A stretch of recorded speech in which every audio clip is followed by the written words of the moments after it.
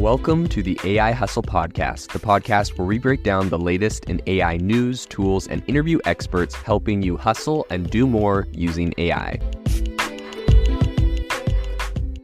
If you've been following the podcast for a while, you'll know that over the last 6 months, I've been working on a stealth AI startup. Of the hundreds of projects I've covered, this is the one that I believe has the greatest potential. So today I'm excited to announce AIBox.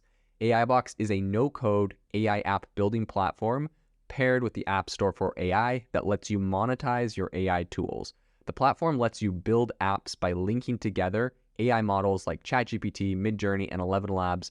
Eventually will integrate with software like Gmail, Trello, and Salesforce, so you can use AI to automate every function in your organization. To get notified when we launch and be one of the first to build on the platform, you can join the waitlist at aibox.ai. The link is in the show notes. We are currently raising a seed round of funding. If you're an investor that is focused on disruptive tech, I'd love to tell you more about the platform. You can reach out to me at jaden@aibox.ai. I'll leave that email in the show notes. In what I view as a fairly significant move deepening its kind of direction into AI and customer service, Salesforce recently announced, like I mentioned, that they're going to be acquiring this Airkit.ai, which is really a platform specializing in enabling e-commerce businesses to create AI-enhanced customer service agents. And I think the financial details around this whole acquisition, they have not released yet.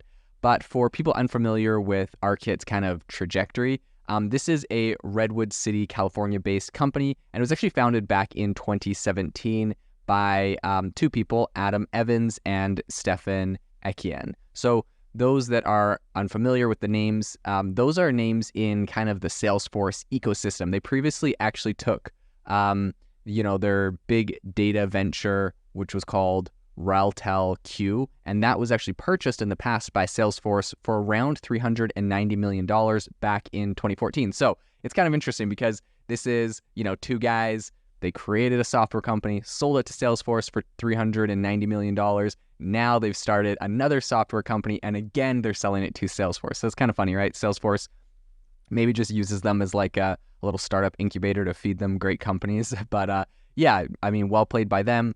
Double startups, double acquisitions, both by Salesforce. So very a dynamic duo for sure. In any case, originally Airkit emerged as a self-serve customer engagement solution, which was kind of aiming to bridge the often problematic data silos for businesses and streamlining processes like, user onboarding, among other things.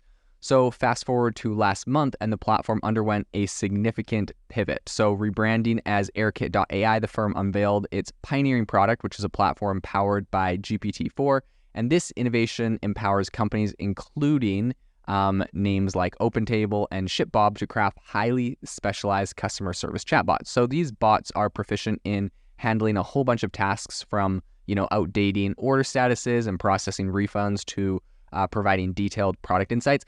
But just to go back a little bit and give you kind of the full picture on this, back in 2020, so Airkit.ai actually raised $28 million from Accel, who obviously, top US venture capital firm, and Salesforce Ventures.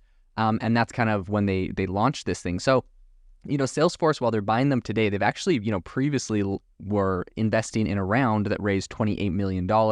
And I think the subsequent investment rounds saw the startup receive around a total of $68 million over the course of its 6 years.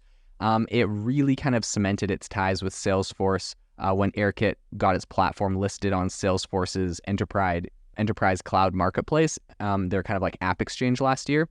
So I think it's really hard to overlook, really this kind of a mounting excitement around generative AI platforms like ChatGPT. I think investors are definitely in a bit of a frenzy to kind of find and fund the next standout venture in this arena. They know that a lot of different areas in the economy are struggling, and AI right now is kind of one of the silver linings that seems to just keep growing. So I think given this backdrop, it's not very surprising that a generative AI enterprise with some really deep-rooted connections to Salesforce is going to kind of pique their interest. And I think that this sentiment is really kind of accented by Salesforce's recent commitment to invest around $500 million in generative AI startups.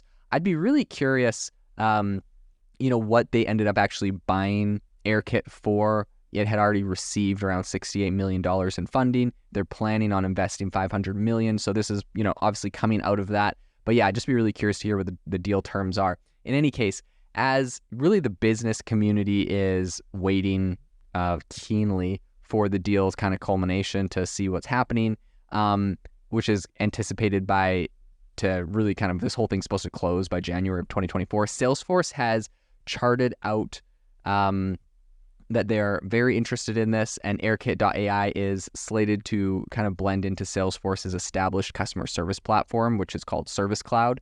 So they're kind of getting directly integrated. And I think in a nod to its expertise and leadership, Evans will retain the reins and continue to lead the business's future endeavors. So just because it's getting acquired doesn't mean, the whole company's getting dissolved or whatnot and just kind of absorbed.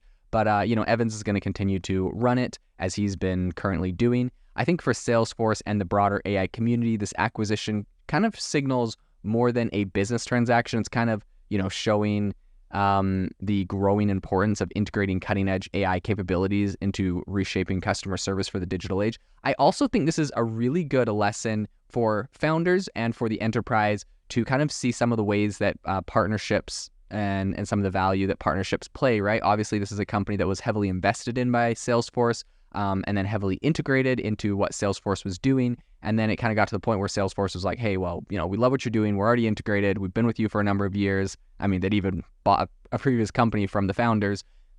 And so at that point, they just decided to do a straight up acquisition and kind of bring them under Salesforce's umbrella. So really interesting lesson here, and I'm going to be curious to see if we see a lot more of that, as a lot of AI companies right now are building partnerships and getting investment from a lot of big software companies. It'll be interesting to see how that continues to play out in the future. If you are looking for an innovative and creative community of people using ChatGPT, you need to join our ChatGPT creators community. I'll drop a link in the description to this podcast. We'd love to see you there, where we share tips and tricks of what is working in ChatGPT. It's a lot easier than a podcast, as you can see screenshots, you can share and comment on things that are currently working. So if this sounds interesting to you, check out the link in the comment. We'd love to have you in the community. Thanks for joining me on the OpenAI podcast. It would mean the world to me if you would rate this podcast wherever you listen to your podcasts, and I'll see you tomorrow. Thanks for tuning in to the AI Hustle podcast. If you could do us a massive favor, we would really, really appreciate it if you could leave us a review wherever you get your podcasts. This helps people find the podcast. It helps people know this is a good place to go. And we would really, really appreciate it, as it helps us continue to bring on incredible guests and share incredible content for you to listen to.